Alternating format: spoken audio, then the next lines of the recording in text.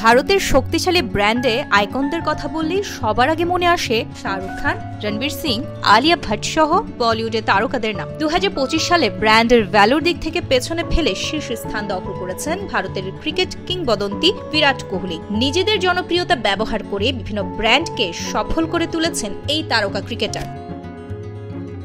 এর মাধ্যমে নিজেকেও শক্তিশালী ব্র্যান্ড হিসেবে প্রতিষ্ঠিত করেছেন। বৃহস্পতিবার বিশ্বব্যাপী আর্থিক ও ঝুঁকি পরামর্শ প্রদানকারী প্রতিষ্ঠান ক্রুল ইনকর্পোরেটেড ভারতের সবথেকে শক্তিশালী সেলিব্রিটিদের তালিকা প্রকাশ করেছেন। এই তালিকায় শীর্ষ স্থান অর্জন করেছেন ভারতের প্রাক্তন ভারতীয় ক্রিকেটার বিরাট কোহলি। তার ব্র্যান্ড ভ্যালু $231.1 মিলিয়ন, যা বাংলাদেশের মুদ্রায় প্রায় 283 কোটি টাকা। টানা 3 বছর ধরে সেলিব্রিটি ব্র্যান্ড হিসেবে নিজের স্থান ধরে রেখেছেন বিরাট।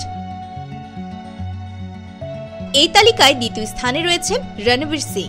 $170.7 মিলিয়ন ব্র্যান্ড ভ্যালু নিয়ে তিনি দ্বিতীয় স্থানে রয়েছেন। তৃতীয় স্থানে রয়েছেন শাহরুখ খান। গত বছরের তুলনায় 21% ব্র্যান্ড ভ্যালু বেড়েছে শাহরুখের। বর্তমানে তার ব্র্যান্ড ভ্যালু $145.7 মিলিয়ন, যা বাংলাদেশের মুদ্রায় প্রায় 177 কোটির বেশি। $116.4 মিলিয়ন ব্র্যান্ড ভ্যালু নিয়ে চতুর্থ স্থানে রয়েছেন আলিয়া ভাট। পঞ্চম স্থান অধিকার করেছেন সচিন তেন্ডুলকর। সাবেক এই ক্রিকেটারের ব্র্যান্ড ভ্যালু $112.2 মিলিয়ন।